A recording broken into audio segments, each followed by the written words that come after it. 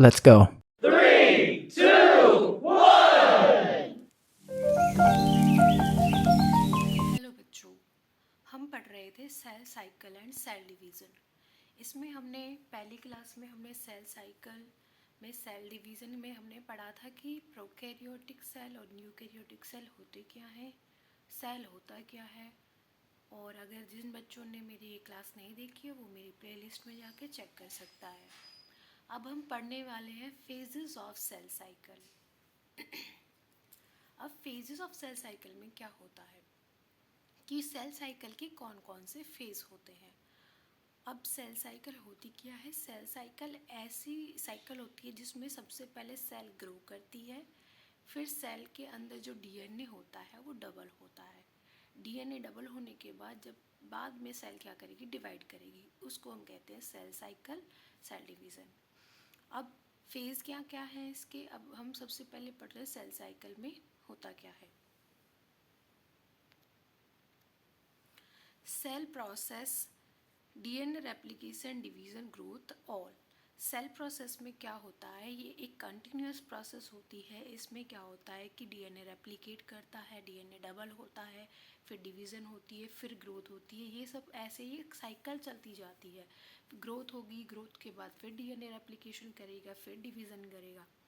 उसके बाद इन cell changes अकर इन, cell के अंदर जो चेंजेस होते हैं वो किस में होते हैं? हम कहेंगे साइटोप्लाज्म। जो न्यूक्लियस का जो साइटोप्लाज्म होता है वहाँ पर सेल में चेंजेस होते हैं। Changes are given with name of phase. Most important changes जो होते हैं सेल डिवीज़न में वो हमारे पास हम आगे पढ़ने वाले हैं। जैसे कि M phase, G1 phase, S phase, G2 phase, ये आप देख सकते हैं सेल डिवीज़न में। इसको हम एम फेज को हम क्या बोलेंगे? एम फेज को हम बोलते हैं माइटोसिस फेज। ठीक है।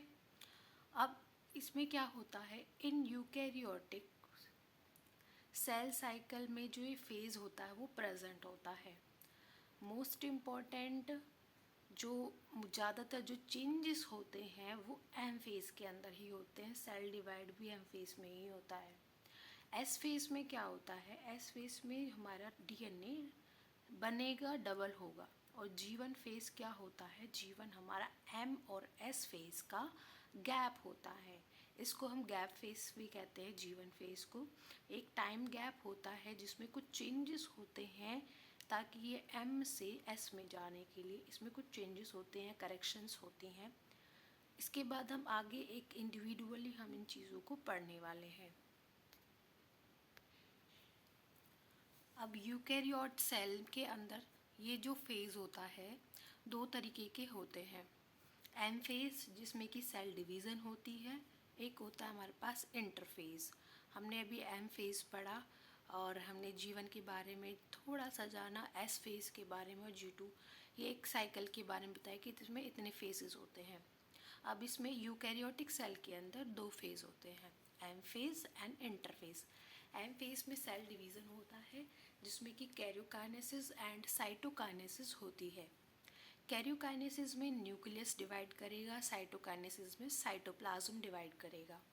उसके बाद इंटरफेस होता क्या? इंटरफेस जिसमें कि G1, S and G2 phase, तीनों फेजेस अगर आते हैं उसको हम इंटरफेस कहते हैं।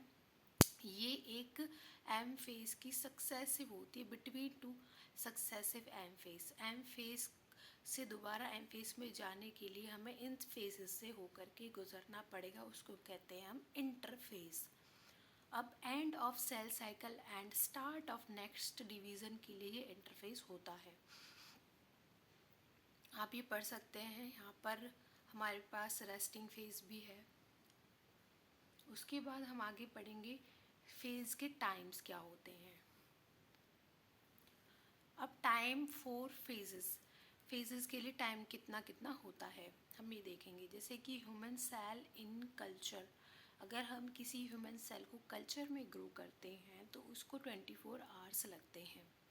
यीस्ट सेल के लिए 90 मिनट्स। ये हमें हमारे नीट के लिए बहुत इम्पोर्टेंट क्वेश्चंस बन जाते हैं इस चैप्टर से कि कौन सी सेल को कितने घंटे में उसको डिवाइड होना पड़ता है। In one organism time cell can be different for two different cell. किसी एक ऑर्गेनिजम्स में दो अलग अलग सेल का टाइम भी डिफरेंट हो सकता है, क्योंकि हमने पहले पढ़ रखा है, हमें आप उसमें पढ़ेंगे स्ट्रक्चर ऑर्गेनाइजेशन इन एनिमल्स, उसमें सेल्स के बारे में भी है, टिश्यूज़ के बारे में भी है। तो क्या होता है कि हमारी बॉडी के अंदर बहुत तरीके के सेल होते हैं जो मिलकर के टिश्यू बनाते हैं, और टिश्यू मिलकर के हमारी बॉडी में ऑर्गन बनाते हैं। अब ये जो सेल होती है वो अलग अलग हो गई, स्पेसिफिक काम कर रही हैं, तो इनका डिवाइड होने का टाइम भी तो डिफरेंट ही होगा ना। Two different organisms also require different type of division. अगर ऑर्गेनिजम्स की अगर हम बात कर रहे हैं तो इसमें भी डिवीज़न का टाइम कैसा होगा, डिफरेंट होगा। अब G1 S G2 ये क्या होता है, हमारे पास इंटरफेस होता है। इसको ये जो होता है हमारा 23 आवर्स को ये कनेक्ट करता है, 23 आवर्स लेता है ये सारा पूरा। 95% से भी ज़्यादा इंटरफेस टाइम खाता है डिवाइड होने के लिए। सिर्फ एम फेज मान लो ये 24 घंटे होते हैं हमारे पास दिन में, तो 23 घंटे होंगे हमारे इंटरफेस के पास, और जो बाकी का बचा हुआ 1 घंटा होगा वो जाएगा एम फेज पे। ठीक है, तो हम ये कहते हैं कि इंटरफेस जो होता है वो ज़्यादा टाइम स्पेंड करता है, 95% से ज़्यादा टाइम लेता है डिवीज़न में। अब हम उसके बाद G1 फेस, G2 फेस ये सब पढ़ने वाले हैं। अब changes occurs in each phase, हर एक फेज में चेंजेस आता है। अब G1 फेज हम पढ़ रहे थे, G1 फेज होता क्या है, पोस्ट माइटोटिक फेज होता है, जो माइटोटिक फेज के बाद आता है, तो हम इसको पोस्ट माइटोटिक फेज भी कह सकते हैं। ये मेटाबॉलिकली एक्टिव होता है, इसमें जो ग्रोथ होती है, ग्रोथ इसमें होती है G1 फेज में, DNA in form of chromatin in G1 phase. अब आपको ये याद रखना है, यहाँ से बहुत क्वेश्चन पूछे जाते हैं G1 S1 G2 फेज के लिए, तो इसमें आपको ये सारी चीज़ें याद रखनी पड़ेंगी। डीएनए कहाँ पर रेप्लिकेट करता है, कहाँ पर डबल होता है, कहाँ पर इस नहीं होता है। तो हम इसमें आप ये नहीं कह सकते इसमें डीएनए डबल हो गया, इसमें सिर्फ डीएनए जो होगा वो क्रोमेटिन की फॉर्म में होगा G1 फेज में। साइटोप्लाज्म इसका इंक्रीज़ होता चला जाएगा। एंजाइम इसमें ज़रूरी एंजाइम होंगे, इसमें ट्रांसक्रिप्शन ट्रांसलेशन प्रोसेस होगी। ऑर्गेनेलीज डबल हो जाएंगी, इंक्रीज़ हो जाएंगी, जैसे कि गोल्जी बॉडी होगी, एंडोप्लाज्मिक रेटिकुलम हो गया। डीएनए डैमेज रिपेयर होता है, यहाँ पे आपको ये भी याद रखना पड़ेगा, सिर्फ यहाँ पे डीएनए जो डैमेज डीएनए अगर आएगा तो उसको यहाँ पर G1 फेज में रिपेयर किया जाएगा, लेकिन डू नॉट रेप्लिकेशन, यहाँ पर कोई भी डीएनए की रेप्लिकेशन नहीं होती। और ये जो फेज़ होता है G1 फेज़, ये एक गैप होता है जो M फेज़ और S फेज़ के बीच में आता है। आप ये मैंने पूरे आपको पॉइंट्स बता दिए जो मोस्ट इम्पॉर्टेंट होते हैं। अब उसके बाद हम पढ़ेंगे S फेज़ के बारे में। यहाँ पर एक क्वेश्चन दिया हुआ है which is not true for G1 phase, G1 phase के लिए क्या सही नहीं है, तो ये थोड़ा कंफ्यूजिंग वाला है, इसको आप छोड़ सकते हैं। अब यहाँ पर देखिए एस फेज़ के बारे में। एस फेज़ को हम दूसरा नाम क्या है एस फेज़ का, सिंथेसिस फेज़। आपको दोनों ना तरह से पूछा जा सकता है, एस फेज़ भी बोला जा सकता है, सिंथेसिस फेज़ भी बोला जा सकता है। अब क्या है एस फेज़ में होता क्या है, in this phase DNA replication occurs in eukaryotes के अंदर एस फेज़ में क्या होता है, डीएनए रेप्लिकेट करेगा। ओके, रेप्लिकेशन का मतलब क्या होता है कि डीएनए अपनी कॉपी बनाएगा डबल करने के लिए। अब ये कहाँ पर होती है रेप्लिकेशन, कहाँ पर होती है, न्यूक्लियस के अंदर होती है। ये आपको सारी प्रोसेस याद रखनी पड़ेगी कि डिवीज़न कहाँ होता है, न्यूक्लियस के अंदर सारा चेंजेस होता है। Total all DNA not get decondense at once, ये कहता है कि पूरा जितना भी डीएनए होता है एस फेज के अंदर डिकंडेंस एक साथ नहीं होता। पहले क्या होगा, थोड़ा सा एक हिस्सा डिकंडेंस होगा, फिर वो रेप्लिकेट करेगा, फिर अगला हिस्सा डिकंडेंस होगा, फिर वो रेप्लिकेट करेगा। अगर कंडेंसेशन ही हो गई तो वो रेप्लिकेट नहीं करेगा। अगर मान लीजिए सबसे पहले डीएनए ही तो होता है, डीएनए डिकंडेंस फॉर्म में होता है। अब डीएनए जब बार बार कंडेंसेशन की फॉर्म में आएगा तो पहले डीएनए से आगे सेंट्रियोल बनेगा, सेंट्रियोल कह रही हूँ, डीएनए से आगे क्रोमेटिन बनेगा, क्रोमेटिन के आगे हमारे पास क्रोमोसोम बनेगा। तो वहाँ पर क्रोमोसोम, ये क्वेश्चन भी आप याद रखिए कि क्रोमोसोम और क्रोमेटिन के टाइम पर डीएनए रेप्लिकेट नहीं करता है। डीएनए को रेप्लिकेशन के लिए डिकंडेंस होना पड़ता है, डीएनए की फॉर्म में आना पड़ता है। Okay. Cytoplasm of animal cell centriole get double. अब ये भी याद रखना कि एनिमल सेल के अंदर जब एस फेस चल रहा होगा साइटोप्लाज्म में, तब यहाँ पर सेंट्रियोल डबल हो जाएंगे। आपको ये पता है कि एनिमल सेल के अंदर सेंट्रियोल होते हैं, प्लांट सेल के अंदर सेंट्रियोल नहीं होते हैं, तो ये भी याद रखिएगा। In S phase histone get doubles. S phase के अंदर हिस्टोन जो होंगे वो डबल हो जाएंगे। आपको हिस्टोन्स को भी याद रखना, जब सेंट्रियोल है तो हिस्टोन्स भी ऑब्वियसली डबल होंगे, क्योंकि हम जब रेप्लिकेशन कर रहे हैं डीएनए को तो हिस्टोन उसको रैप करने के लिए भी तो चाहिए double. Okay. Euchromatin and heterochromatin. Euchromatin heterochromatin क्या होता है? Replication first in euchromatin.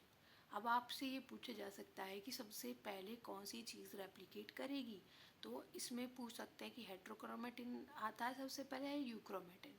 तो डीएनए के जब डीएनए कंडेंस होना शुरू होता है सबसे पहले वो यूक्रोमेटिन बनाता है, फिर वो हेट्रोक्रोमेटिन बनाता है।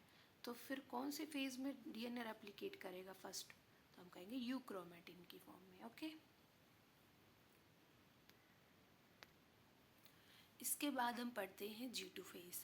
G2 फेज में होता क्या है, हमने अभी तक हमने भी पढ़ा, हमने एम फेज़ के बारे में पढ़ा। एम फेज़ तो हम बाद में पढ़ेंगे, लेकिन वो डिवीज़न फेज़ है।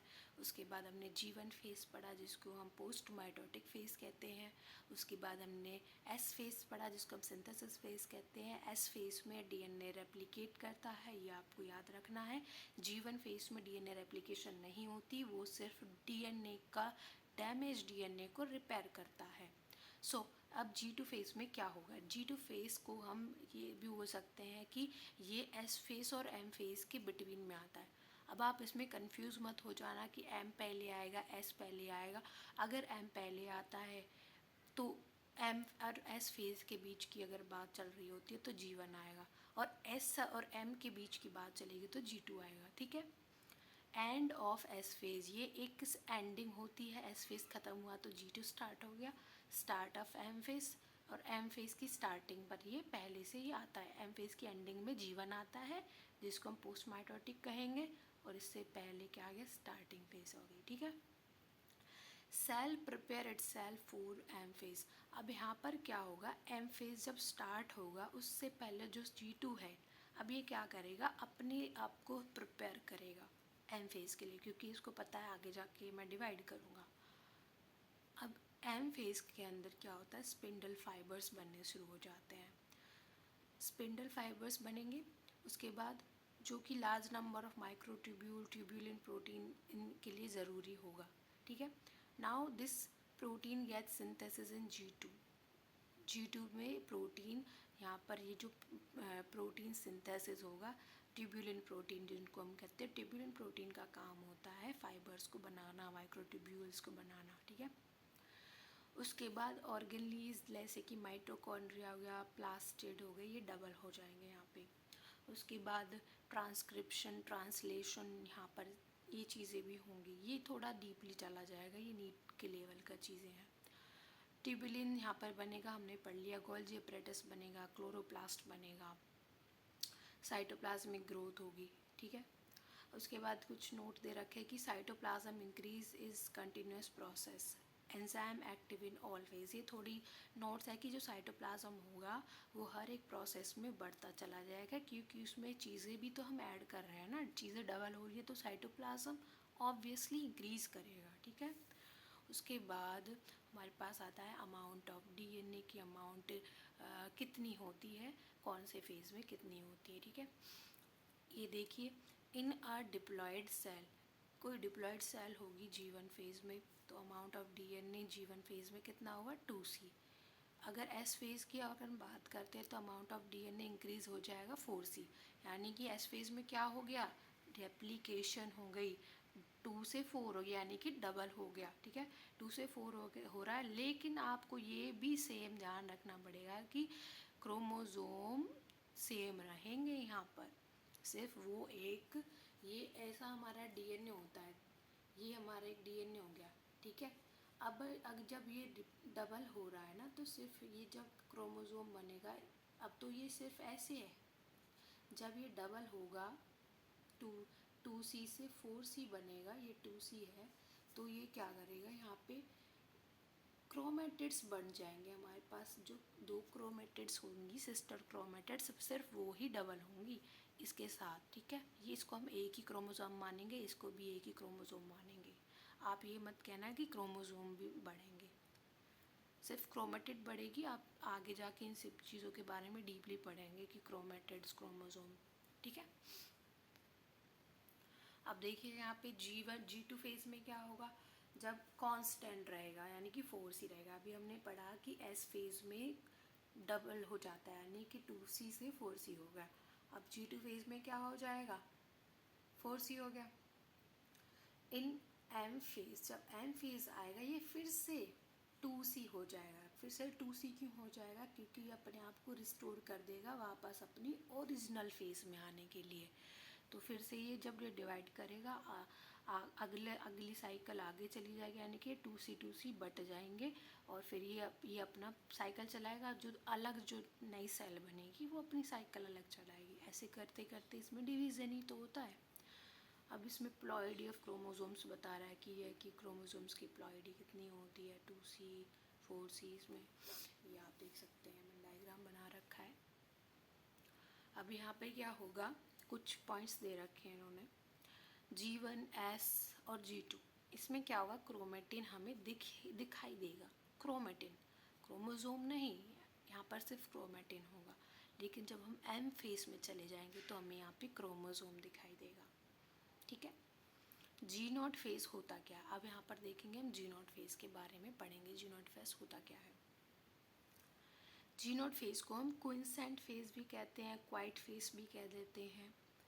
अब ये होता क्या है, ये कहाँ पर मिलता है हमें, ये तब होता है जब G1 फेज के पास, अब याद रखिए G1 की हम बात कर रहे हैं, तो जब G1 फेज के पास कुछ ऑप्शंस होते हैं सेल के पास, जब वो G1 फेज पे होता है, या तो 3 ऑप्शन होते हैं, या तो सेल क्या हो जाए, परमानेंट बन जाए डिवाइड होने से पहले, या फिर सेल एंटर कर जाए S फेज में ताकि वो डिवाइड हो सके, या फिर सेल एग्जिट कर जाए G1 फेज से, जब उसको ज़रूरत पड़ेगी डिवाइड होने की तब वो वापस अपनी आकर के डिवीज़न के लिए ले सकती है। तो इसके पास 3 ऑप्शन होते हैं। जब सेल एग्जिट कर जाता है G1 फेज से, तो उसको हम क्या कहेंगे, G0 फेज, उसको हम कहते हैं G0, यानी कि क्वाइट सेंट, यानी कि अभी थोड़ी देर के लिए, वो कुछ टाइम के लिए वो शांत है, वो कुछ नहीं करेगा, वो सिर्फ एक जगह वेट करेगा कि जब मेरी बारी आएगी मैं डिवाइड कर लूँगा। तो ये होता है। When cell exits G1 phase, it enters into G0 phase, वो G0 phase में चला जाएगा, जिसको हम क्विंसेंट फेज भी कहते हैं। अब ये मेटाबॉलिकली एक्टिव होता है, यानी कि ये जी रहा होता है, इसमें चेंजेस होते हैं, इसमें चीज़ें बन रही होती हैं, लेकिन ये प्रोलिफरेट फर्दर नहीं कर पाता, यानी कि ये अपने आप को डिवाइड नहीं कर पाएगा, ये सिर्फ मेटाबॉलिकली एक्टिव पड़ा रहेगा एक जगह पर, ठीक है। तो अभी हमने G1 फेज पढ़ लिया, S फेज पढ़ लिया, G2 फेज पढ़ लिया, G0 फेज भी हमने जान लिया। अब हम सबसे मेन बात पर जाएंगे M फेज में।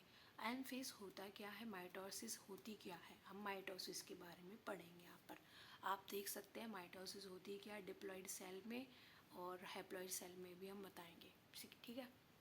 सो माइटोसिस क्या होती है, अगर हमारे पास कोई डिप्लॉइड सेल होती है, डिप्लॉइड सेल यानी कि 2N, डिप्लॉइड सेल हमारे अंदर भी होती है, ह्यूमन्स के अंदर, अगर इनमें माइटोसिस होगी तो ये डबल हो जाएगा, यानी कि 2 डिप्लॉइड सेल बन जाएंगे हमारे पास, ठीक है। अगर मियोसिस होती है तब क्या होता है, हमारी जो डिप्लॉइड सेल होती हैं वो 4 बन जाती हैं, यानी कि हैप्लॉइड्स में कन्वर्ट हो जाती हैं। ये डिप्लॉइड का मतलब ये होता है 2, डाई, डी आ गया ना, डाई, तो इसमें 2 होता है। इसमें डिप्लॉइड सेल अगर माइटोसिस कर रही है तो 2 डिप्लॉइड बनाएगा, अगर डिप्लॉइड सेल मियोसिस कर रही है तो 4 हैप्लॉइड बनाएंगे, यानी कि सिंगल सिंगल सिंगल। अब मैंने ये बता दिया मियोसिस में क्या होती है। डिप्लॉइड अगर हम करेंगे तो 4 सेल बनेंगी, 4 हैप्लॉइड सेल बनेगी, ठीक है। अब mitosis also occurs in haploid. जो माइटोसिस होती है वो हैप्लॉइड्स में भी होती है, लेकिन अगर मैं पूछूं कि हैप्लॉइड्स में मियोसिस होती है तो आप नहीं कहोगे नहीं, हैप्लॉइड में मियोसिस कैसे हो जाएगी, वो तो सिर्फ 2n ही तो बनाएगा। यानी कि हैप्लॉइड, अब हैप्लॉइड में से 4 पार्ट कहाँ से होंगे, वो तो खुद से ही हैप्लॉइड है, ठीक है। तो अगर माइटोसिस में हैप्लॉइड में अगर माइटोसिस होती है तो क्या होगा, 2 हमारे पास NN बन जाएंगे, ठीक है। एक N होता है हैप्लॉइड, एक N होता है डिप्लॉइड में 2N होते हैं, ओके। फिर हम बात करते हैं एनिमल्स के बारे में। एनिमल्स में हैप्लॉइड नॉट शो माइटोसिस, क्योंकि हमारे पास हैप्लॉइड नॉट शो माइटोसिस, हमारे पास जो माइटोसिस होती है एनिमल्स के अंदर, वो हैप्लॉइड्स में माइटोसिस शो नहीं होगी, ठीक है। प्लांट्स की अगर हम बात करते हैं, प्लांट्स में both diploid and haploid show mitosis, दोनों ही। ये आपको सब याद रखने हैं, मे बी इसमें थोड़ी नॉलेज के लिए मे बी इसमें से क्वेश्चंस आ जाए। तो प्लांट्स के अंदर बोथ डिप्लॉइड और हैप्लॉइड शो होती है, ठीक है, माइटोसिस में शो।